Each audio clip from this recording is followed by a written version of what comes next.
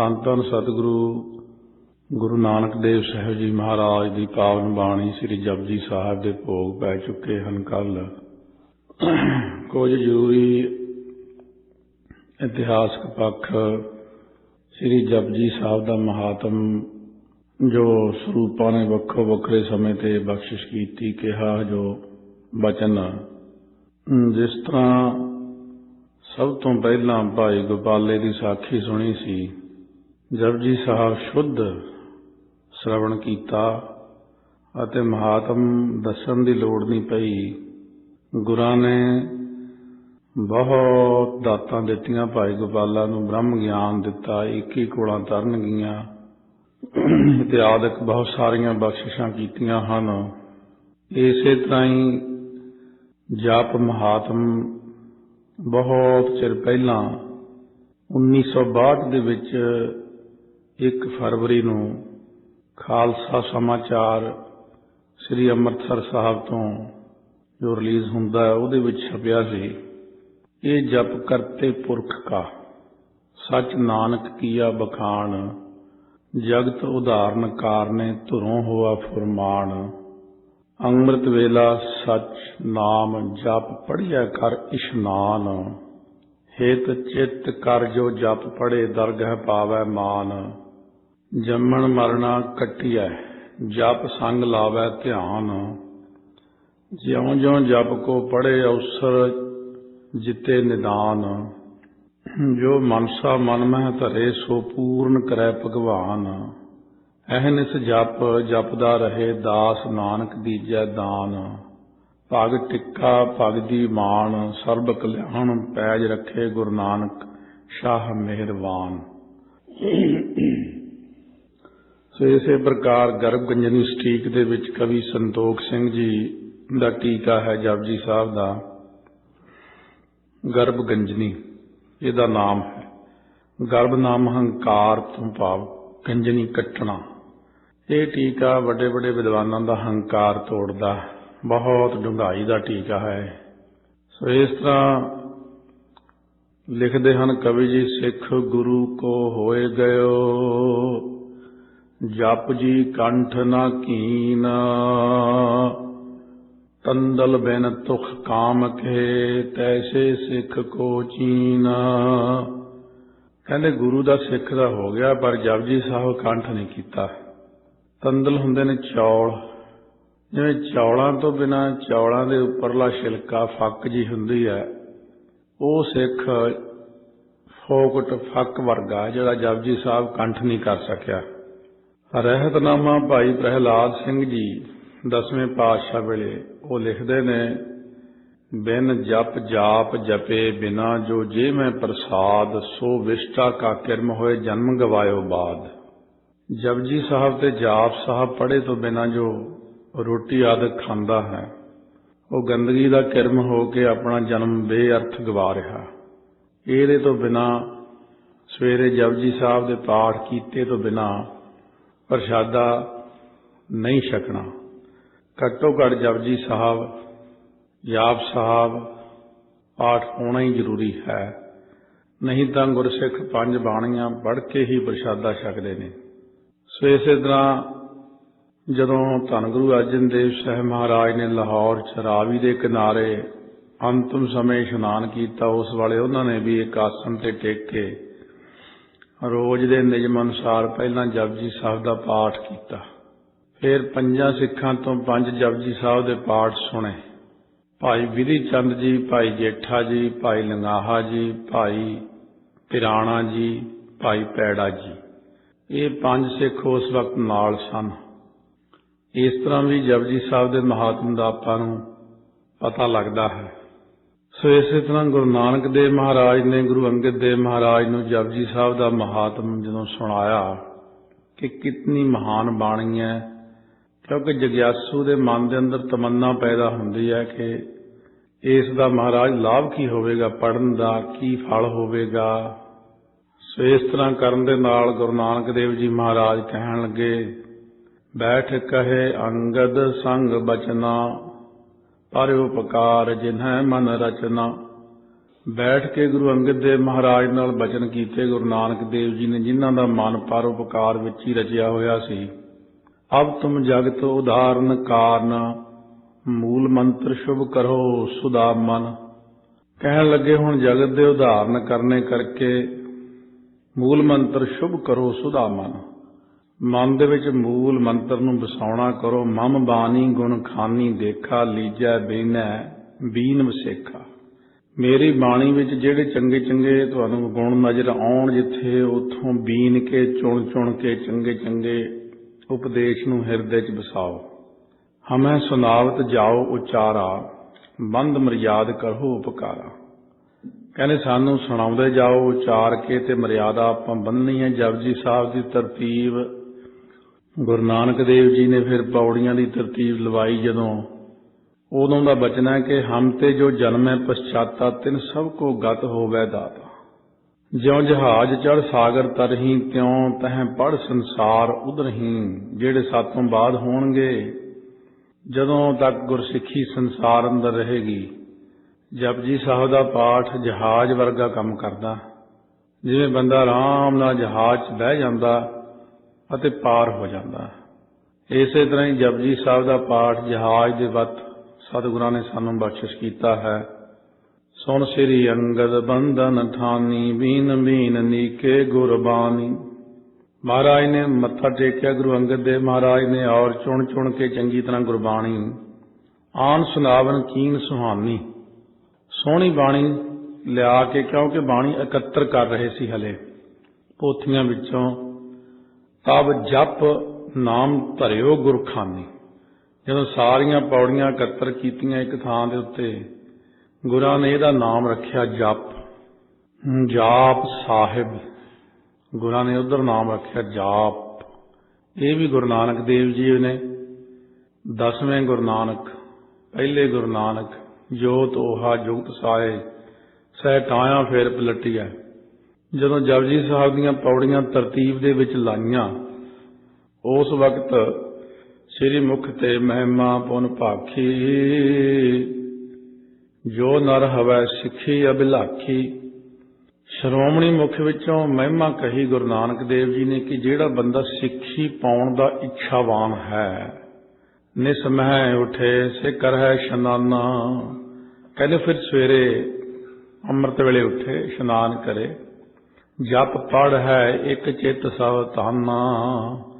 ਸਾਵਧਾਨ ਹੋ ਕੇ, ਇੱਕ ਚਿੱਤ ਹੋ ਕੇ ਜਪਜੀ ਸਾਹਿਬ ਦੇ ਪਾਠ ਕਰੇ। ਸਾਵਧਾਨ ਇਕਾਗਰ ਚੀਤ ਹੋ ਕੇ ਜਪਜੀ ਸਾਹਿਬ ਦੇ ਪਾਠ ਕਰਦਾ ਜਾਵੇਗਾ, ਜਿਉਂ-ਜਿਉਂ ਤਿਉਂ-ਤਿਉਂ ਸਿੱਖੀ ਉਹਦੇ ਕੋਲ ਆਵੇਗੀ। ਔਰ ਇਹ ਬਚਨ ਕੀਤਾ ਕਿ ਅਰਥ ਵਿਚਾਰ ਕਰਹਿ ਔਰ ਮਾਹੀ, ਮੁਕਤ ਹੋਏ ਸੋ ਸੰਸੈ ਨਾਹੀ। ਜਿਹੜਾ ਸਿੱਖ ਜਪਜੀ ਸਾਹਿਬ ਦਾ ਪਾਠ ਵੀ ਕਰੀ ਜਾਵੇ ਤੇ ਅੰਦਰੇ ਅੰਦਰ ਉਹਦੇ ਵਿਚਾਰ ਕਰੇ ਅਰਥਾਂ ਦੀ, ਕਿ ਇਹਦਾ ਭਾਵ ਅਰਥ ਇਹ ਹੈ, ਇਹਦਾ ਭਾਵ ਅਰਥ ਇਹ ਹੈ, ਮਨ ਦੇ ਅੰਦਰ ਇੱਕ ਲੜੀ ਬਣ ਜਾਂਦੀ ਹੈ। ਸੁਚਮ ਰੱਖਣ ਨਾਲ ਸੁਚਮ ਨਹੀਂ ਰਹਿੰਦੀ, ਭਾਵੇਂ ਲੱਖਾਂ ਵਾਰ ਸੋਚੀ ਜਾਓ ਸੋਚ ਨਹੀਂ ਹੁੰਦੀ। ਸੁਚਮ ਨਹੀਂ ਰਹਿੰਦੀ, ਲੱਖਾਂ ਵਾਰੀ ਰੱਖਣ ਨਾਲ, ਚੁੱਪ ਰਹਿਣ ਨਾਲ ਮਨ ਚੁੱਪ ਨਹੀਂ ਹੁੰਦਾ। ਭਾਵੇਂ ਜਿੰਨੀਆਂ ਮਰਜ਼ੀ ਸਮਾਧੀਆਂ ਲਾਓ, ਨਾਲ ਨਾਲ ਅਰਥ ਹੋ ਹੀ ਜਾਂਦੇ ਆ। ਥੋੜੇ ਜਿਹੀ ਅਰਥ ਵਿੱਚੋਂ ਕਿਤੇ ਜੇ ਔਖੇ ਲੱਗਦੇ, ਪੋਥੀ ਲੈ ਕੇ ਪੜ੍ਹੇ, ਅਥਵਾ ਹੁਣ ਭਰੀਆਂ ਹੋਈਆਂ ਕਥਾਵਾਂ ਜਪਜੀ ਸਾਹਿਬ ਦੀਆਂ, ਉਹਨਾਂ ਨੂੰ ਸਰਵਣ ਕਰੇ, ਅਰਥਾਂ ਦਾ ਗਿਆਨ ਪੂਰਨ ਹੋਵੇ। ਸਤਿਗੁਰੂ ਕਹਿੰਦੇ ਮੁਕਤ ਹੋਏਗਾ। ਸੰਸ਼ੇ ਵਾਲੀ ਗੱਲ ਨਹੀਂ, ਬਿਲਕੁਲ ਸਹੀ ਹੈ। ਬੜੀਆਂ ਚੀਜ਼ਾਂ ਸਾਡੇ ਸਾਹਮਣੇ ਆ ਜਾਂਦੀਆਂ ਨੇ। ਸੰਤ ਬਾਬਾ ਹਰਨਾਮ ਸਿੰਘ ਜੀ ਦਾ ਜ਼ਿਕਰ ਅਕਸਰ ਦਾਸ ਕਰਦਾ, ਇੱਕ ਅੰਮ੍ਰਿਤਧਾਰੀ ਪੂਰਨ ਗੁਰਸਿੱਖ, ਪੂਰਨ ਬ੍ਰਹਮ ਗਿਆਨੀ, ਰਹਿਤਵਾਨ ਗੁਰਸਿੱਖ। ਰਹਿਤਵਾਨ ਅੰਮ੍ਰਿਤਧਾਰੀ ਬ੍ਰਹਮ ਗਿਆਨੀ ਦਾ ਮਿਲਣਾ ਬਹੁਤ ਔਖਾ। ਗੁਰੂ ਕਾ ਲਾਲ 4 ਜਨਵਰੀ ਨੂੰ ਜਿਨ੍ਹਾਂ ਦੀ ਬਰਸੀ ਸੰਗਤ ਮਨਾ ਰਹੀ ਸੰਸਾਰ ਭਰ 'ਚ, ਕਹਿੰਦੇ ਮੇਰੇ ਕੋਲ ਇੱਕ ਰੂਹ ਅੰਮ੍ਰਿਤ ਵੇਲੇ ਖੜ ਗਈ ਆ ਕੇ ਦੂਰ, ਤੂੰ ਕੌਣ ਹੈ ਭਾਈ?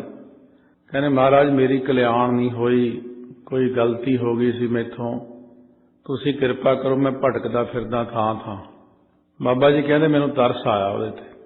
ਕਹਿੰਦੇ ਮੈਂ ਉਸ ਵਕਤ ਜਲ ਦੀ ਗੜਬੀ ਲੈ ਕੇ ਅੱਗੇ ਰੱਖੀ ਅਤੇ ਜਪਜੀ ਸਾਹਿਬ ਦਾ ਪਾਠ ਉਹਨੂੰ ਸੁਣਾਇਆ ਇੱਕ। ਕਹਿੰਦੇ ਜਿਉਂ ਹੀ ਮੈਂ ਛਿੱਟਾ ਮਾਰਿਆ, ਉਸੇ ਵਕਤ ਪ੍ਰਕਾਸ਼ ਹੋ ਗਿਆ ਇੰਨਾ ਉਹ ਰੂਹ ਸਿੱਧੀ ਸੱਚਖੰਡ ਨੂੰ ਚਲੀ ਗਈ। ਸੋ ਇਸ ਕਰਕੇ ਸੁਰਤੀ ਪਿੱਛੇ ਰਹਿ ਜਾਣ ਕਾਰਨ ਪਿੱਛੇ ਮੁੜਿਆ ਆਇਆ ਸੀ। ਹੋਰ ਕਹਿੰਦੇ ਕੋਈ ਗਲਤੀ ਨਹੀਂ ਸੀ ਉਹਦੀ।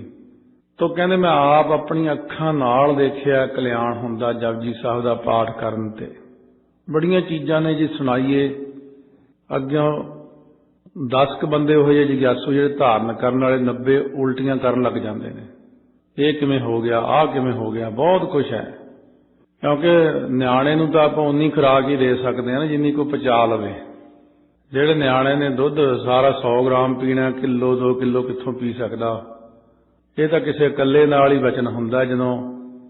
ਸੋ ਇੰਨਾ ਕੁ ਮੈਨੂੰ ਯਾਦ ਹੈ, ਇੱਕ ਵਾਰੀ ਇੱਕ ਸਿੰਘ ਚੰਡੀ ਦੀ ਵਾਰ ਦਾ ਪਾਠ ਕਰਦਾ, ਉਹ ਤਾਂ ਬਹੁਤਾ ਜ਼ਿਆਦਾ ਅਭਿਆਸੀ ਹੈ, ਕਾਫੀ ਪਾਠ, ਪਰ ਉਹ ਤੁਸੀਂ ਨਹੀਂ ਦੇਖਾ ਦੇਖੀ ਨਹੀਂ ਸੁਣ ਕੇ ਨਹੀਂ ਕਰਨੇ ਹੈ, ਉਹਨਾਂ ਦੀ ਮਰਿਆਦਾ ਬਹੁਤ ਹੁੰਦੀ ਹੈ। ਉਹ ਤੇ ਨਿਹੰਗ ਸਿੰਘ ਹੈ। ਕਹਿਣ ਲੱਗਿਆ ਮੇਰੀ ਭਰਜਾਈ ਨੂੰ ਮਰਿਆ ਬਹੁਤ ਸਾਲ ਹੋ ਗਏ ਸੀ, ਅਚਾਨਕ ਇੱਕ ਦਿਨ ਸਾਹਮਣੇ ਆ ਗਈ ਚੰਡੀ ਦੀ ਵਾਰ ਕਰਦਿਆਂ। ਕਹਿੰਦੇ ਬਸ ਸਾਹਮਣੇ ਆਉਣ ਦੀ ਦੇਰ ਸੀ, ਉਸੇ ਵਕਤ ਹੀ ਪ੍ਰਕਾਸ਼ ਹੋ ਗਿਆ, ਉੱਥੇ ਮੁਕਤ ਹੋ ਗਈ। ਫੇਰ ਨਾ ਜੂਨੀ ਆਇਆ ਜਿਹਨੇ ਗਾਇਆ। ਹੁਣ ਆਮ ਲੋਕ ਇਹਨਾਂ ਗੱਲਾਂ ਤੇ ਯਕੀਨ ਨਹੀਂ ਕਰਦੇ, ਇਸ ਕਰਕੇ ਪਟਾਰੀ ਬੰਦ ਹੀ ਠੀਕ ਰਹਿੰਦੀ ਹੈ। ਇੰਨੀ ਕੀ ਗੱਲ ਨਾਲ ਹੀ ਕਈਆਂ ਨੂੰ ਤਕਲੀਫ ਹੋ ਜਾਣੀ ਹੈ ਵੀ ਇਹ ਗੱਲ ਕਿਵੇਂ ਹੋ ਸਕਦੀ ਹੈ। ਇਸ ਕਰਕੇ ਇਹ ਸਾਰੀਆਂ ਚੀਜ਼ਾਂ ਗੁਪਤ ਰੂਪ ਵਿੱਚ ਮਹਾਰਾਜ 10ਵੇਂ ਪਾਤਸ਼ਾਹ ਨੇ ਬਖਸ਼ਿਸ਼ ਕੀਤੀਆਂ ਨੇ। ਤੋ ਸਤਿਗੁਰੂ ਮਹਾਰਾਜ ਸੱਚੇ ਪਾਤਸ਼ਾਹ ਫਰਮਾਉਂਦੇ ਨੇ, ਜਪਜੀ ਸੇਵਨ ਪ੍ਰੀਤ ਸੋ ਜਾਹੀ ਮਮ ਸਮੀਪ ਪ੍ਰਾਪਤ ਹੋਏ ਤਾਹੀ। ਜਪਜੀ ਸਾਹਿਬ ਦਾ ਪਾਠ ਜਿਹੜਾ ਬੰਦਾ ਪਿਆਰ ਨਾਲ ਕਰਦਾ ਹੈ, ਜਪਜੀ ਸਾਹਿਬ ਕਰਦਿਆਂ ਕਰਦਿਆਂ ਉਹ ਮੇਰੇ ਕੋਲ, ਮੈਂ ਉਹਦੇ ਕੋਲ, ਅਸੀਂ ਇੱਕੋ ਹੀ ਹੋ ਜਾਂਦੇ ਹਾਂ। ਜਦੋਂ ਸਰੀਰ ਛੱਡ ਕੇ ਵੀ ਆਉਣਾ ਸੱਚਖੰਡ 'ਚ ਮੇਰੇ ਕੋਲ ਨਿਵਾਸ ਕਰੇਗਾ। ਧਰਹਿ ਕਾਮਨਾ ਪੜ੍ਹੈ ਇੱਕ ਮਨ ਹੋਏ ਸੰਪੂਰਨ ਤੇ ਕੀ ਤਛਿਨ। ਇਹ ਇੱਕ ਮਨ ਹੋ ਕੇ ਜਪਜੀ ਸਾਹਿਬ ਦਾ ਪਾਠ ਪ੍ਰੀਤੀ ਨਾਲ ਕਰੇ ਨਾ, ਕੋਈ ਵੀ ਇੱਛਾ ਰੱਖ ਕੇ ਕਰੇ, ਸਤਿਗੁਰੂ ਕਹਿੰਦੇ ਉਹਦੀ ਇੱਛਾ ਸੰਪੂਰਨ ਹੋ ਜਾਂਦੀ ਹੈ। ਜੰਤਰ ਮੰਤਰ ਪੁਨ ਤੰਤਰ ਮਹਾਨਾ ਭੂਤ ਜੇ ਪ੍ਰੇਤ ਦੈਂਤ ਬਲਵਾਨਾ ਤੇ ਸਮੀਪ ਨ ਆਵੈ ਕੋਈ ਪਠਨ ਪ੍ਰੀਤ ਨਿਤ ਨਰ ਜੇ ਹੋਈ। ਜਿਹੜਾ ਬੰਦਾ ਰੋਜ਼ ਜਪਜੀ ਸਾਹਿਬ ਦਾ ਪਾਠ ਕਰਦਾ ਹੈ ਬਹੁਤ ਜ਼ਿਆਦੇ, ਆ ਜਿਹੜੇ ਆਮ ਤੌਰ ਤੇ ਲੋਕ ਕਹਿੰਦੇ ਮੇਰੇ ਤੇ ਆਹ ਅਸਰ ਹੋ ਗਿਆ, ਜੰਤਰ ਮੰਤਰ ਤੰਤਰ ਭੂਤ ਪ੍ਰੇਤ ਫਲਾਨਾ ਢਿਮਕਾ, ਇਹ ਗੱਲਾਂ ਸਾਰੀਆਂ ਪਰੇ ਹੋ ਜਾਂਦੀਆਂ। ਇਹ ਚੀਜ਼ਾਂ ਵਰਤੀਆਂ ਹੋਈਆਂ ਮੈਂ ਜਪਜੀ ਸਾਹਿਬ ਦੀ ਕਥਾ 'ਚ ਸੁਣਾਇਆ ਵੀ ਹੋਇਆ ਵੀ ਉਹ ਜਿਹੜਾ ਸਿੰਘ ਸੀ ਜਿਹਨੇ ਰਾਤ ਭਰ ਬੈਠ ਕੇ ਫਿਰ ਅਭਿਆਸ ਕੀਤਾ ਸੀ, ਉਹਦੇ ਨੇੜੇ ਕਾਫੀ ਸਾਖੀ ਸੁਣਾਈ ਹੋਈ ਆ। ਉਦੋਂ ਤਾਂ ਮੈਂ ਨਾਂ ਨਹੀਂ ਲਿਆ, ਮਹਾਂਪੁਰਖ ਕਹਿੰਦੇ ਮੇਰਾ ਨਾਂ ਨਾ ਲੈ। ਸੋ ਇਸ ਕਰਕੇ ਜਾਣ ਲਓ ਵੀ ਇਹ ਸੰਤਾਂ ਦੀ ਹੋਈ ਗੱਲ ਹੈ। ਇਸ ਕਰਕੇ ਜਪਜੀ ਸਾਹਿਬ ਦੇ ਪਾਠ ਦਾ ਮਹਾਤਮ ਔਰ ਸ਼ਕਤੀ ਰੱਬ ਹੀ ਜਾਣਦਾ। ਬਸ ਗੁਰੂ ਅੰਗਦ ਦੇਵ ਜੀ ਨੇ ਬਚਨ ਕੀਤਾ ਸੀ ਕਿ ਜਦੋਂ ਮਹਾਰਾਜ ਆਪ ਜੀ ਹੁਣ ਸੰਸਾਰ 'ਚੋਂ ਅਲੋਪ ਹੋ ਗਏ, ਫਿਰ ਤੁਹਾਡਾ ਦਰਸ਼ਨ ਕਿਵੇਂ ਹੋਵੇਗਾ। ਮਹਾਰਾਜ ਕਹਿਣ ਲੱਗੇ ਜਪਜੀ ਸਾਹਿਬ ਹੀ ਮੇਰਾ ਦਰਸ਼ਨ ਹੈ। ਜਿਉਂ-ਜਿਉਂ ਜਪਜੀ ਸਾਹਿਬ ਪੜ੍ਹੋਗੇ ਤਿਉਂ-ਤਿਉਂ ਇਹ ਮੇਰਾ ਸਰੂਪ ਹੀ ਹੈ ਸਾਰਾ। ਇਸ ਕਰਕੇ ਜਪਜੀ ਸਾਹਿਬ ਗੁਰੂ ਨਾਨਕ ਸਰੂਪ, ਮੂਲ ਮੰਤਰ ਅਕਾਲ ਸਰੂਪ, ਜਿੰਨਾ ਜਿਵੇਂ ਜਿਵੇਂ ਦਰਸ਼ਨ ਕਰਨੇ ਨੇ ਉਵੇਂ ਉਵੇਂ ਕਰ ਸਕਦਾ। ਮਾਨੁਖ ਦੇਹ ਜੀਵ ਜਿਨ ਪਾਈ ਜਪ ਵਿਹੀਨ ਹਵੈ ਬਾਦ ਗਵਾਈ। ਮਨੁੱਖਾ ਦੇਹੀ ਦੀ ਪ੍ਰਾਪਤੀ ਜਿਨ੍ਹਾਂ ਨੇ ਕਰ ਲਈ ਔਰ ਜਪਜੀ ਸਾਹਿਬ ਦਾ ਪਾਠ ਨਹੀਂ ਕੀਤਾ, ਉਹਨੇ ਸਾਹਮਣੇ ਆਪਣੀ ਜ਼ਿੰਦਗੀ ਬੇਅਰਥ ਗਵਾ ਲਈ। ਸਿੱਖਣ ਯੋਗ ਮੰਤਰ ਗੁਰ ਕੇਰਾ ਇਤ ਉਤ ਨਿਤ ਸੁਖ ਦੇਤ ਕਨੇਰਾ। ਇਹ ਗੁਰਸਿੱਖਾਂ ਨੂੰ ਗੁਰਾਂ ਨੇ ਮਾਲਾ ਮੰਤਰ ਬਖਸ਼ਿਸ਼ ਕੀਤਾ ਹੈ। ਇੱਥੇ ਅਤੇ ਉੱਥੇ ਲੋਕ ਅਤੇ ਪਰਲੋਕ ਦੇ ਵਿੱਚ ਬਹੁਤ ਸੁਖ ਮਿਲਦਾ ਇਹਦੇ ਨਾਲ। ਹੋਏ ਸਿੱਖ ਜਪ ਕੰਠ ਨਾ ਕੀਨੋ, ਨਾਉ ਧਰੀਕ ਬੇਖ ਧਰ ਲੀਨੋ। ਹੁਣ ਸਿੱਖ ਬਣ ਗਿਆ, ਭੇਖ ਧਾਰ ਲਿਆ ਸਿੱਖੀ ਵਾਲਾ, ਜਪਜੀ ਕੰਠ ਨਾ ਕੀਤਾ, ਫਾਇਦਾ ਕੀ। ਇਸ ਤੇ ਔਰ ਨਾ ਕੋਬਿਦ ਉੱਚੀ ਜਪ ਸੇਵਨ ਇੱਕ ਮਨ ਹੋਏ ਸੂਚੀ। ਦੁਨੀਆ ਦੇ ਅੰਦਰ ਕੋਈ ਪੁੱਛੀ ਜਾਵੇ, ਕੋਈ ਤਰੀਕਾ, ਕੋਈ ਵਿਧੀ, ਕੁਛ ਵੀ ਨਹੀਂ ਇਸ ਤੋਂ ਵੱਡਾ ਹੋਰ। ਜਪਜੀ ਸਾਹਿਬ ਦੇ ਪਾਠਾਂ ਵਿੱਚ ਇੰਨੀ ਸਮਰੱਥਾ ਜ਼ੁਬਾਨ ਤੇ ਹੀ ਆ ਜਾਂਦੀ ਹੈ ਕਿ ਸੰਭਾਲਣੀ ਔਖੀ ਹੋ ਜਾਂਦੀ ਇਨਸਾਨ ਨੂੰ। ਜਿਵੇਂ ਮਹਾਂਪੁਰਖਾਂ ਦਾ ਭਰਾ, ਉਦੋਂ ਸੰਤ ਬਾਬਾ ਜਰਨੈਲ ਸਿੰਘ ਜੀ ਪਿੰਡ ਹੀ ਬਾਣੀ ਪੜ੍ਹਿਆ ਕਰਦੇ ਸੀ ਜਪਜੀ ਸਾਹਿਬ ਦੇ ਪਾਠ। ਕਹਿੰਦੇ ਮੇਰਾ ਭਰਾ ਮੈਨੂੰ ਕੋਈ ਗੱਲ ਕਹਿਣ ਲੱਗਾ ਬੁਲਾਉਂਦਾ ਤੇ ਮੈਂ ਪਾਠ ਕਰਦਾ ਵਿੱਚ ਬੋਲਿਆ ਨਾ। ਕਹਿੰਦਾ ਕਿਵੇਂ ਆਫਰਿਆ ਬਾਣੀ ਪੜ੍ਹ ਪੜ੍ਹ। ਕਹਿੰਦੇ ਮੈਂ ਤਾਂ ਕੁਛ ਵੀ ਨਾ ਬੋਲਿਆ। ਥੋੜੀ ਦੇਰ ਬਾਅਦ ਉਹਨਾਂ ਦਾ ਮੁੰਡਾ ਭੱਜਿਆ ਆ, ਕਹਿੰਦਾ ਚਾਚਾ ਜੀ ਬਾਪੂ ਜੀ ਨੂੰ ਤਾਂ ਅਫਰੇਮਾ ਹੋ ਗਿਆ। ਕਹਿੰਦੇ ਫੇਰ? ਕਹਿੰਦੇ ਉਹ ਤਾਂ ਬੜੀਆਂ ਚੀਕਾਂ ਮਾਰ ਰਹੇ, ਚਲੋ ਦੇਖੋ ਚੱਲ ਕੇ। ਫਿਰ ਹੱਥ ਜੋੜ ਕੇ ਕਹਿੰਦਾ ਜਰਨੈਲ ਸਿੰਘ ਮੈਨੂੰ ਮਾਫੀ ਦੇ ਦੇ, ਮੈਂ ਤੈਨੂੰ ਪੁੱਠਾ ਬੋਲਿਆ। ਮਹਾਂਪੁਰਖ ਹੱਸ ਕੇ ਕਹਿੰਦੇ ਮੈਨੂੰ ਨਹੀਂ ਬੋਲਿਆ ਤੂੰ, ਬਾਣੀ ਨੂੰ ਪੁੱਠਾ ਬੋਲਿਆ। ਕਹਿੰਦੇ ਚੱਲ ਹੁਣ ਦੇਗ ਬਣਾਓ। ਫਿਰ ਦੇਗ ਬਣਾਈ, ਜਿਹੜਾ ਪਿੰਡ ਗੁਰਦੁਆਰਾ ਕਹਿੰਦੇ ਫਿਰ ਉੱਥੇ ਲੈ ਕੇ ਗਏ ਫੜ ਕੇ। ਉੱਥੇ ਜਾ ਕੇ ਅਰਦਾਸ ਕੀਤੀ, ਸੱਚੇ ਪਾਤਸ਼ਾਹ ਇਹਨੇ ਬਾਣੀ ਦੇ ਵਿਰੁੱਧ ਬੋਲਿਆ, ਇਹਨੂੰ ਸਜ਼ਾ ਤੁਸੀਂ ਦੇਤੀ, ਹੁਣ ਮਾਫ ਕਰ ਦਿਓ। ਕਹਿੰਦੇ ਫੇਰ ਉਹਦਾ ਅਫਰੇਮਾ ਹਟਿਆ। ਸੋ ਇਸ ਕਰਕੇ ਮਹਾਂਪੁਰਖਾਂ ਦੀ ਜ਼ੁਬਾਨ ਦੇ ਉੱਤੇ ਤਾਂ ਬਸ ਜੋ ਬਚਨ ਆ ਜਾਂਦਾ ਸੀ ਸਿਰੇ ਹੀ ਲੱਗ ਜਾਂਦਾ ਸੀ। ਇਹ ਸਭ ਜਪਜੀ ਸਾਹਿਬ ਦੀ ਮਿਹਰਬਾਨੀ ਹੈ। ਸਾਰੇ ਸੰਤ ਮਹਾਤਮਾ ਜਪਜੀ ਸਾਹਿਬ ਦੇ ਤਾਈਓ ਬਹੁਤ ਪਾਠ ਕਰਦੇ। ਬ੍ਰਹਮ ਗਿਆਨ ਦਾ ਦਾਤਾ ਹੈ। ਤਾਂ ਸਤਿਗੁਰੂ ਮਹਾਰਾਜ ਸੱਚੇ ਪਾਤਸ਼ਾਹ ਫਰਮਾਉਂਦੇ ਕਾਮ ਧੇਨ ਚਿੰਤਾ ਮਨ ਸੁਰਤਰ ਕਰ ਨਾ ਸਕੈ ਆਦ ਤਿਲ ਸੰਸਰ। ਕਿੱਡੀ ਵੱਡੀ ਹੁਣ ਕਾਮ ਧੇਨ ਨੂੰ ਵੱਡੀ ਮੰਨਦੇ ਲੋਕ। ਗਊ ਹੈ, ਉਹਦੇ ਕੋਲ ਕੋਈ ਇੱਛਾ ਕਰੇ, ਚਿੰਤਾ ਮਣੀ ਹੈ, ਕਲਪ ਬ੍ਰਿਛ ਹੈ। ਕਹਿੰਦੇ ਇਹ ਤਿੰਨੇ ਵਿਚਾਰੇ ਕੀ ਚੀਜ਼ ਹੈ? ਜਪਜੀ ਸਾਹਿਬ ਦੇ ਬਰਾਬਰ ਤਾਂ ਅੱਧੇ ਤਿਲ ਜਿੰਨੀ ਵੀ ਸਮਰੱਥਾ ਨਹੀਂ ਹੈ ਇਹਨਾਂ ਦੀ। ਜਪ ਜੀ ਸੇਵ ਕਟੈ ਜਮ ਫਾਸੀ ਬਹੁਰ ਮਿਲੈ ਪਦਵੀ ਅਬਿਨਾਸੀ। ਜਪਜੀ ਸਾਹਿਬ ਦਾ ਪਾਠ ਕਰਨ ਨਾਲ ਜਪਜੀ ਪੜ੍ਹ ਕੇ ਜਮਦੂਤਾਂ ਤੋਂ ਛੁਟਕਾਰਾ ਮਿਲਦਾ ਤੇ ਮੁੜ ਕੇ ਅਬਿਨਾਸੀ ਪਦਵੀ ਮਿਲ ਜਾਂਦੀ, ਬ੍ਰਹਮ ਗਿਆਨ। ਬਹੁਰ ਮਿਲੈ ਪਦਵੀ ਅਬਿਨਾਸੀ ਅਬ ਤੋਂ ਜਾਏ ਚੜ੍ਹੇ ਸਿੰਘਾਸਨ। ਮਿਲ ਹੈ ਸਾਰੰਗ ਪਾਣੀ ਰਾਮ ਕਬੀਰਾ ਏਕ ਭਏ ਹੈ ਕੋਇ ਨਾ ਸਕੈ ਪਛਾਨੀ। ਅਸ ਸੰਜੋਗ ਚਹਿਤ ਹੈ ਸੋਈ ਤੁਮ ਕਉ ਤਉ ਸਭ ਪ੍ਰਾਪਤ ਹੋਈ। ਸੋ ਇਸ ਤਰ੍ਹਾਂ ਦਾ ਜੇ ਸੰਜੋਗ ਚਾਹੁੰਦਾ ਉਹਨੂੰ ਸਾਰਾ ਕੁਝ ਪ੍ਰਾਪਤ ਹੁੰਦਾ। ਮਹਾਰਾਜ ਕਹਿੰਦੇ ਤੁਹਾਨੂੰ ਤਾਂ ਸਭ ਕੁਝ ਪ੍ਰਾਪਤ ਹੋਵੇਗਾ ਹੀ। ਗੁਰੂ ਅੰਗਦ ਦੇਵ ਮਹਾਰਾਜ ਨੂੰ ਕਹਿਣ ਲੱਗੇ ਬਾਰ ਬਾਰ ਕਿਆ ਕਹੋਂ ਬਨਾਈ ਹਵੈ ਜਬ ਅੰਤ ਸਮਾਂ ਦੁਖਦਾਈ। ਕਹਿੰਦੇ ਮੈਂ ਬਾਰ ਬਾਰ ਹੁਣ ਕੀ ਬਚਨ ਕਹਾਂ। ਗੁਰੂ ਨਾਨਕ ਦੇਵ ਜੀ ਕਹਿੰਦੇ ਜਦੋਂ ਬੰਦੇ ਦਾ ਅੰਤ ਦਾ ਸਮਾਂ ਆਉਂਦਾ ਬਹੁਤ ਦੁਖੀ ਹੁੰਦਾ ਉਦੋਂ। ਤੇ ਜਿਨ ਪਛਤਾਵੈ ਮਲ ਹੱਥ। ਬੰਦਾ ਮਰਨ ਲੱਗਿਆ ਹੱਥ ਮਲਦਾ, ਪਛਤਾਉਂਦਾ ਵੀ ਮੈਂ ਸਾਰੀ ਜ਼ਿੰਦਗੀ ਕੋਈ ਚੱਜ ਦਾ ਕੰਮ ਨਾ ਕੀਤਾ। ਹਮ ਕਿਉਂ ਖੋਇਓ ਜਨਮਾ ਕਾਥਾ, ਕਿਉਂ ਮੈਂ ਜਨਮ ਬੇਕਾਰ ਗਵਾ ਲਿਆ। ਨਰ ਤਨ ਦੁਰਲਭ ਇੱਕ ਇਹ ਪਾਇਓ, ਪੁਨ ਸਤਿਗੁਰ ਸਿੱਖ ਬੇਖ ਬਨਾਇਓ। ਦੁਰਲਭ ਸਰੀਰ ਮਸਾਂ ਮਿਲਿਆ ਸੀ, ਫਿਰ ਸਤਿਗੁਰੂ ਦਾ ਭੇਸ ਬਣਾ ਲਿਆ ਮੈਂ, ਭਾਵ ਸਿੱਖ ਦਾ, ਜੋ ਸਤਿਗੁਰੂ ਨੇ ਮੈਨੂੰ ਦਿੱਤਾ ਸੀ ਸਿੱਖੀ ਦਾ ਬਾਣਾ। ਮੈਂ ਗਲਤੀ ਕੀਤੀ, ਮੈਂ ਜਪਜੀ ਸਾਹਿਬ ਕਿਉਂ ਨਾ ਪੜ੍ਹਿਆ। ਪਛਤਾਉਂਦਾ ਬਹੁਤ। ਜਪਜੀ ਸਾਹਿਬ ਦੀ ਪਹਿਲੀ ਕਥਾ 'ਚ ਦੱਸਿਆ ਵੀ ਹੋਇਆ, ਕਿਸੇ ਬੰਦੇ ਦੀ ਜਾਨ ਨਹੀਂ ਨਿਕਲਦੀ, ਬਹੁਤ ਤੜਫਦਾ ਸੀ, ਬੜਾ ਔਖਾ ਸੀ। ਫਿਰ ਜਪਜੀ ਸਾਹਿਬ ਦਾ ਪਾਠ ਕਰਕੇ ਜਲ ਛਕਾਇਆ ਤਾਂ ਚਲਿਆ ਗਿਆ। ਫਿਰ ਕਈ ਚੀਜ਼ਾਂ ਆ ਜਾਂਦੀਆਂ ਜਪਜੀ ਸਾਹਿਬ ਦੇ ਪਾਠ ਦੀਆਂ। ਆਪਣੀਆਂ ਅੱਖਾਂ ਨਾਲ ਬਹੁਤ ਕੁਝ ਦੇਖਿਆ ਹੋਇਆ। 8ਵੇਂ ਪਾਤਸ਼ਾਹ ਵੇਲੇ ਸੋ ਜਦੋਂ ਬਹਾਦਰ ਸ਼ਾਹ ਨੇ ਪੈਦਾ ਹੋਣਾ ਸੀ ਦਿੱਲੀ, ਉਦੋਂ ਵੀ ਇਹੀ ਹਾਲ ਸੀ। ਕਹਿੰਦੇ ਬਹੁਤ ਜ਼ਿਆਦਾ ਦੁਖੀ ਹੈ, ਔਰੰਗਜ਼ੇਬ ਦੀ ਬੇਗਮ ਮਰ ਜਾਏਗੀ, ਮਹਾਰਾਜ ਉਹਦੀ ਬੇਨਤੀ ਹੈ ਤੁਸੀਂ ਕਿਰਪਾ ਕਰੋ। ਗੁਰਾਂ ਨੇ ਉਹ ਜਪਜੀ ਸਾਹਿਬ ਦਾ ਪਾਠ ਕਰਕੇ ਜਲ ਭੇਜ ਦਿੱਤਾ। ਪੀਂਦਿਆਂ ਸਾਰੀ ਬਹਾਦਰ ਸ਼ਾਹ ਨੇ ਜਨਮ ਲਿਆ। ਤੀਜੋ ਕਲਯੁਗ ਕੋ ਹੈ ਕਾਲਾ, ਥੋੜੀ ਸੇਵਾ ਮੈਂ ਹੋਏ ਦਇਆਲਾ। ਤੀਜੀ ਚੀਜ਼ ਇਹ ਹੈ ਕਲਯੁਗ ਦਾ ਸਮਾਂ ਹੈ। ਇੰਨੀ ਸੇਵਾ ਲੋਕਾਂ ਨੇ ਕਰ ਨਹੀਂ ਸਕਣੀ। ਥੋੜੀ ਜਿਹੀ ਸੇਵਾ ਵਿੱਚ ਹੀ ਮਹਾਰਾਜ ਦਿਆਲ ਹੋ ਜਾ ਕਰਨਗੇ ਕਲਯੁਗ ਦੇ ਵਿੱਚ। ਜਿਵੇਂ 10ਵੇਂ ਪਾਤਸ਼ਾਹ ਨੇ ਸ੍ਰੀ ਅਨੰਦਪੁਰ ਸਾਹਿਬ ਕਿਹਾ ਸੀ, ਅਸੀਂ ਖਾਲਸੇ ਨੂੰ ਇਹ ਗਿਫਟ ਦਿੱਤੀ ਹੈ, ਖਾਸ ਤੋਹਫਾ ਦਿੱਤਾ ਹੈ, ਜਿਹੜੀ ਮਹਾਰਾਜ ਨੇ ਆਪ ਬਾਣੀ ਲਿਖੀ ਹੈ, ਦਸਮ ਦੀ ਬਾਣੀ। ਵੀ ਜੇ ਬਹੁਤੀ ਨਾ ਪੜ੍ਹੂ, ਜੇ 10 ਮਿੰਟ ਵੀ ਕੋਈ ਪੜ੍ਹ ਲਿਆ ਕਰੂ ਨਾ ਤਾਂ ਉਹਦੀ ਵੀ ਕਲਿਆਣ ਹੋ ਜਾਏਗੀ। ਐਸ ਸਮੇਂ ਤੇ ਜੋ ਚੁੱਕ ਜਾਈ, ਚੜ੍ਹ ਕਰ ਮੇਰ ਰਸਾ ਤਲ ਪਾਈ। ਇਹੋ ਜਿਹੇ ਸਮੇਂ ਤੋਂ ਜਿਹੜਾ ਚੁੱਕ ਜਾਏਗਾ, ਭੁੱਲ ਜਾਏਗਾ, ਗਲਤੀ ਕਰ ਜਾਏਗਾ, ਮਨੁੱਖਾ ਜਨਮ ਪਾ ਕੇ ਬਾਣੀ ਨਹੀਂ ਪੜ੍ਹੇਗਾ, ਉਹ ਤਾਂ ਮਨ ਨੂੰ ਸਮੇਰ ਪਰਬਤ ਤੇ ਚੜ੍ਹ ਕੇ ਥੱਲੇ ਪਤਾਲ 'ਚ ਡਿੱਗ ਪਿਆ। ਜਪ ਜੀ ਕੰਠ ਨਿਤਾ ਪ੍ਰਤ ਰਟੈ, ਜਨਮ ਜਨਮ ਕੇ ਕਲਮਲ ਕਟੈ।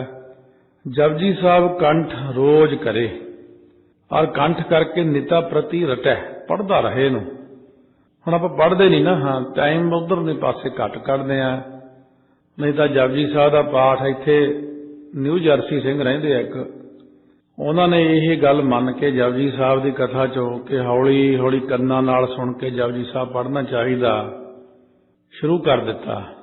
ਸਾਰੀ ਰਾਤ ਉਹਨਾਂ ਨੇ ਬੈਠ ਕੇ ਪਾਠ ਕਰੀ ਜਾਣਾ। 25 ਪਾਠ ਸਾਰੀ ਰਾਤ ਕਰਦੇ ਨੇ। ਮਹਾਰਾਜ ਦੀ ਕਿਰਪਾ ਹੋਈ 3 ਮਹੀਨਿਆਂ ਬਾਅਦ ਹੀ ਬਖਸ਼ਿਸ਼ ਹੋ ਗਈ ਉਹਨਾਂ ਤੇ। 6 ਮਹੀਨਿਆਂ 'ਚ ਹੋਰ। ਅੱਜ ਬਹੁਤ ਮਹਾਰਾਜ ਦੀ ਕਿਰਪਾ ਉਹਨਾਂ ਤੇ। ਇਹ ਬਾਣੀ ਜਿੱਦਾਂ ਆਪਾਂ ਬਹਿ ਕੇ ਪਿਆਰ ਨਾਲ ਕੰਨਾਂ ਵਿੱਚ ਬਾਣੀ ਨੂੰ ਸੁਣੀ ਜਾਈਏ, ਹੌਲੀ ਹੌਲੀ ਧੀਰਜ ਨਾਲ, ਸਹਿਜ ਨਾਲ। ਇਹ ਤਾਂ ਨਹੀਂ ਕਿ ਸਾਰੇ ਬੰਦੇ ਹੀ ਬਿਜੀ ਨੇ ਇੱਥੇ।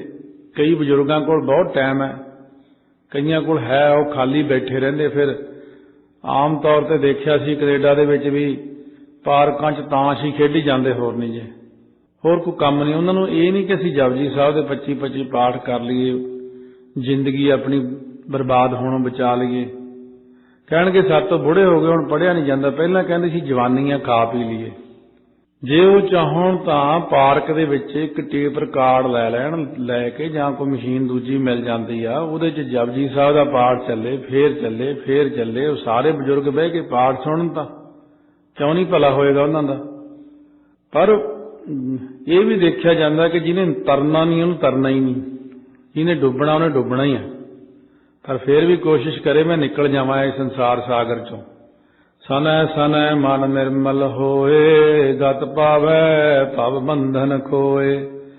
ਹੌਲੀ ਹੌਲੀ ਬੰਦੇ ਦਾ ਮਨ ਨਿਰਮਲ ਹੋ ਜਾਂਦਾ, ਕਲਿਆਣ ਪ੍ਰਾਪਤ ਕਰ ਲੈਂਦਾ, ਸੰਸਾਰ ਸਾਗਰ ਦੇ ਬੰਧਨ ਕੱਟੇ ਜਾਂਦੇ ਨੇ। ਸ਼ਬਦ ਅਭਿਆਸ ਕੀਓ ਨਰ ਜਾਹੀ, ਰਹਿਓ ਨ ਕਰਨੋ ਕ੍ਰਿਤ ਕਿਛ ਤਾਹੀ।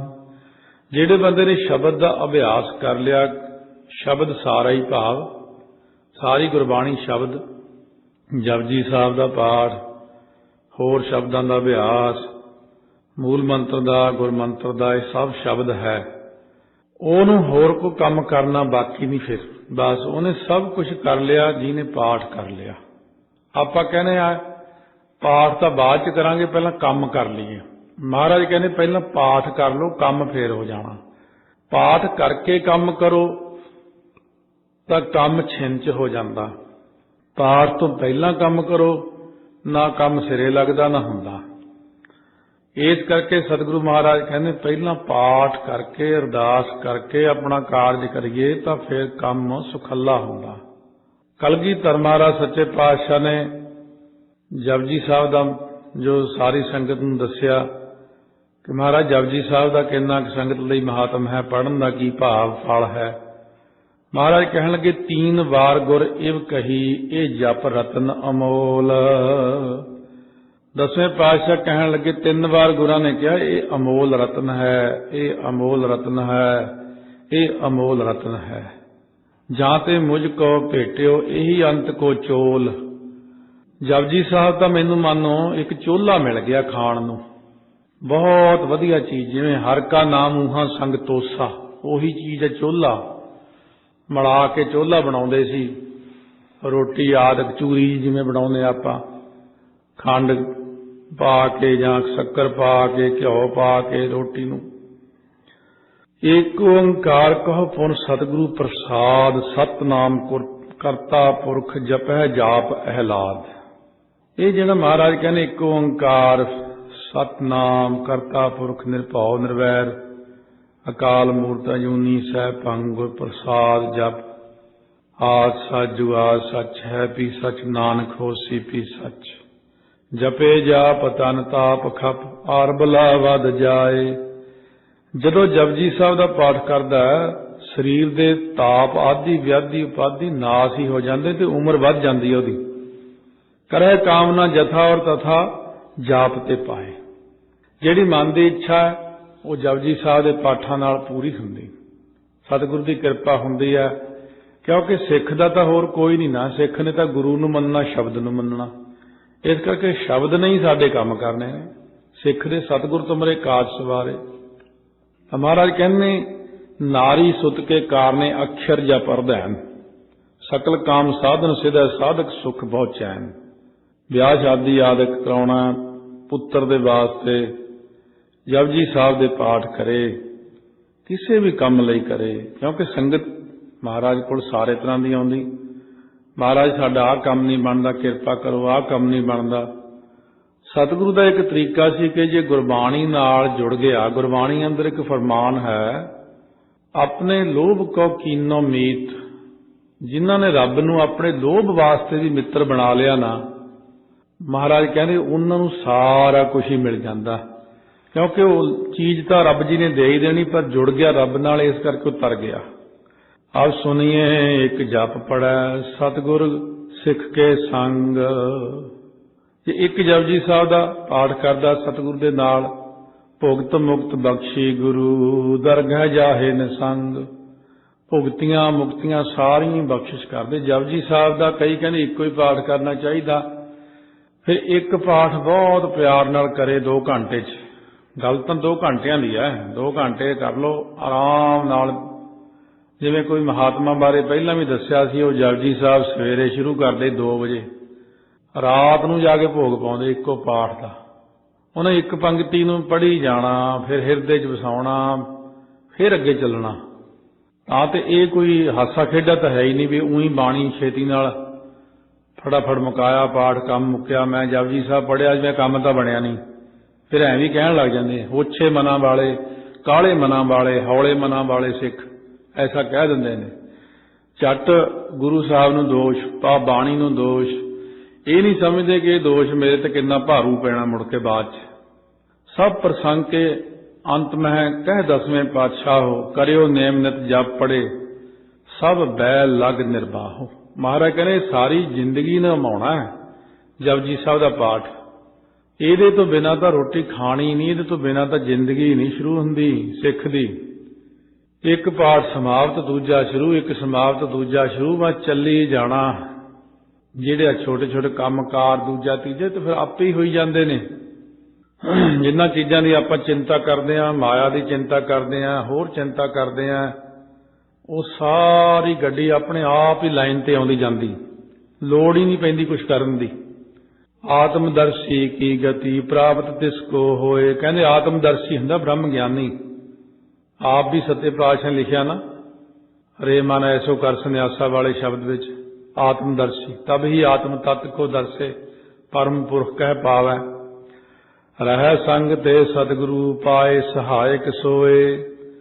सतगुरु ਉਹਦੇ ਨਾਲ ही ਰਹਿੰਦੇ ने, फिर सहायक ਹੁੰਦੇ ने। सतगुरु वाकई ਨਾਲ ਰਹਿੰਦੇ ਨੇ, ਇਹ ਗੱਲ ਪੱਕੀ ਹੈ। ਜਦੋਂ ਆਪਾਂ ਪਾਠ ਕਰਦੇ ਹਾਂ ना, जिस स्वरूप ਦਾ ਉਹ स्वरूप ਆਪਣੇ ਕੋਲ ही ਹੁੰਦਾ ਉਦੋਂ। बस फर्क इन्ना कि अखां जरा वो है नहीं ना देखण वालियां, नहीं तो महाराज तो नाल ही ने।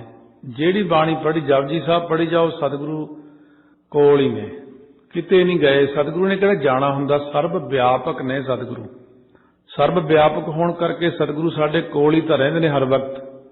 महसूस करी जाओ मेरे नाल ने, मेरे नाल ने। एक दिन दिखण भी लग जांदे ने भी हाँ मेरे नाल ही ने। इत्थे तक जाना आपां ने।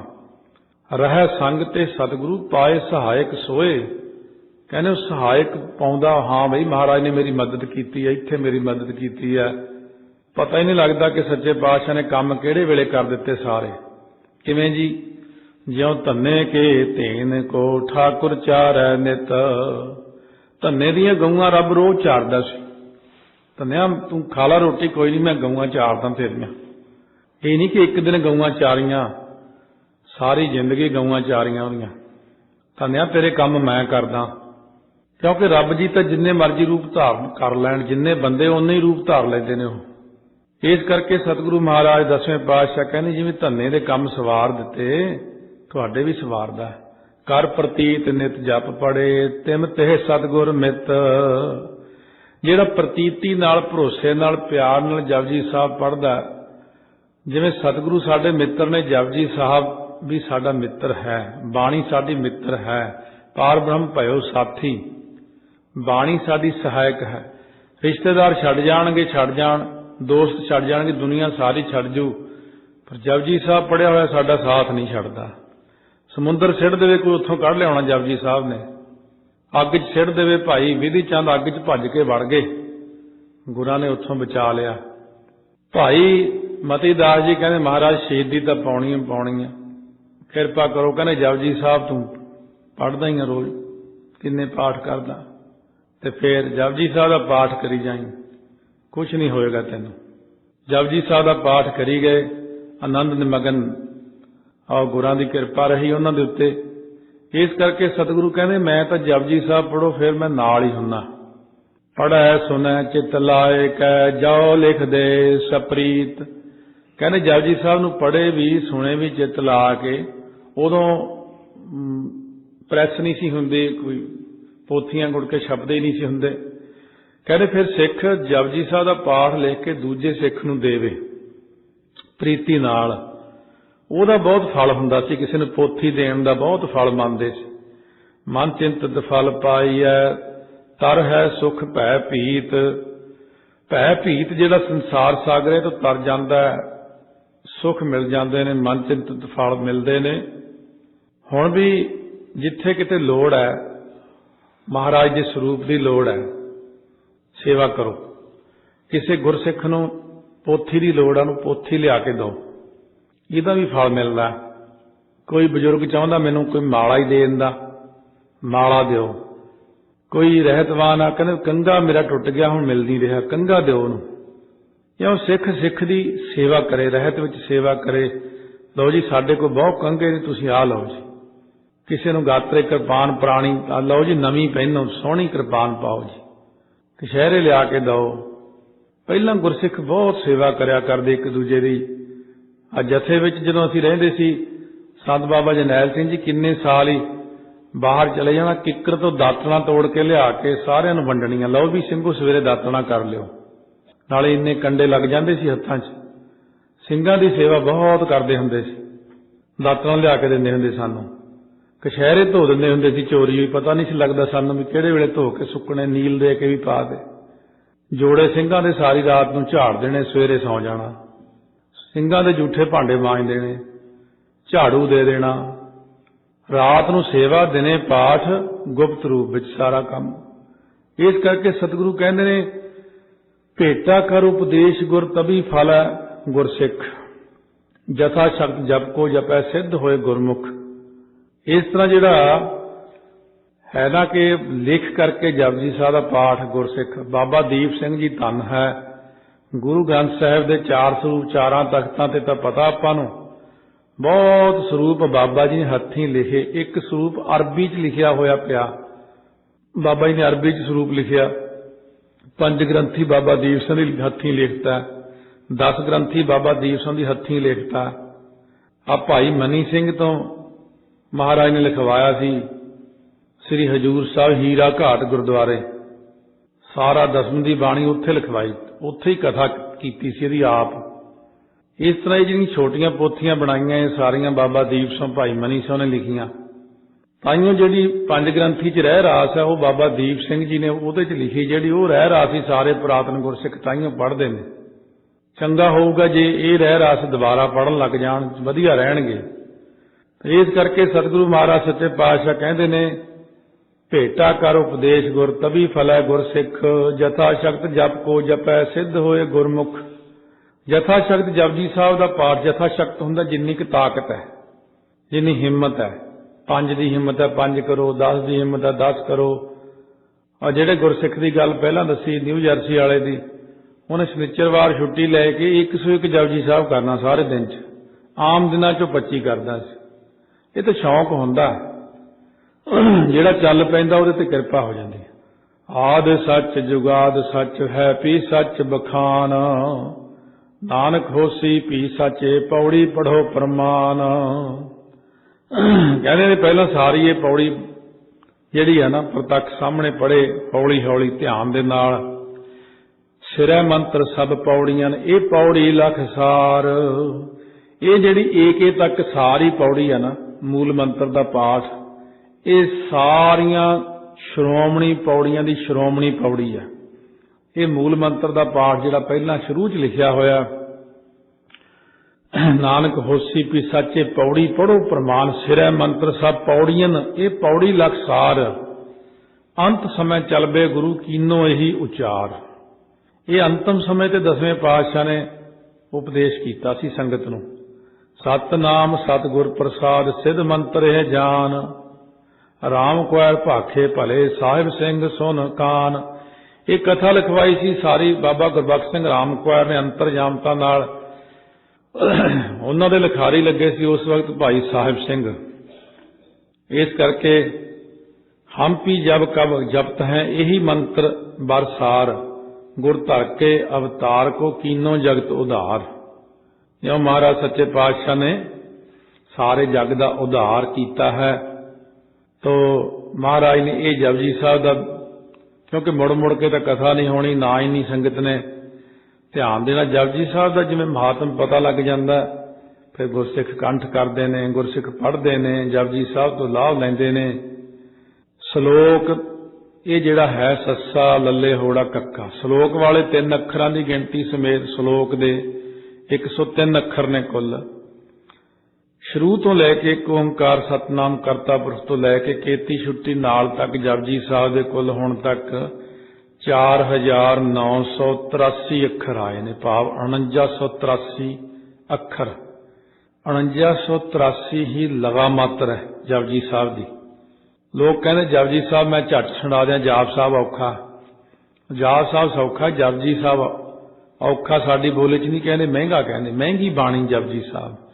क्योंकि जपजी साहब च लगा मात्रा इन्नियां ने, तो बहुत विचार के 6 महीने लागे सी मैनू जपजी साहब की संथ्या करदे नूं।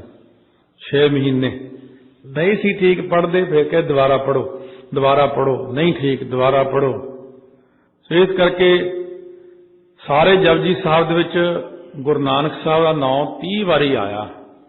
30 बार तो आप धन गुरु नानक ही कह लेंगे। इस करके जो महाराज सच्चे पातशाह का नाम नहीं आया जिन्हां पौड़ियां विचों, 6वीं पौड़ी है, 12वीं, फिर 13वीं, 14वीं, 16वीं, 17वीं, फिर 19वीं पौड़ी, 23वीं, 28वीं, 29वीं, 30वीं ते 36वीं पौड़ी च नानक नाम नहीं आउंदा। इहदे च कई पौड़ियां च 2-2 वारी नानक नाम आज आया है। 21वीं ते 27वीं पौड़ी च गुरु नानक साहब का नाम 2-2 वारी आ गया। फिर जपजी साहब दीयां पौड़ियां 38 पौड़ियां तो इलावा भी नानक पद आया कि नहीं? हाँ भाई, मूल मंत्र विच आया है नानक। महाराज पद कहने आस सच जुगाद सच है भी सच, नानक होसी भी सच।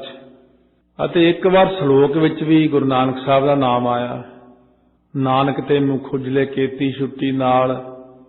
इस तरह सारे जपजी साहब दे महाराज सच्चे पातशाह ने बख्शिश कीता है।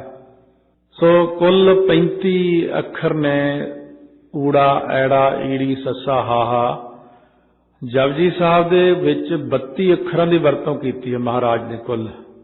क्यों नंगा नंया आदि अखरां दी वरतों इत्थे नहीं सी आई, इस करके 32 अखर है। 32 अखर एक बड़ी डूंगी चीज है। 40 पौड़ियां, 32 अखर, 38 पौड़ियां। तो महाराज सच्चे पातशाह ने इस करके सानू इतनी श्रोमणी बाणी बख्शिश की है। जपजी साहब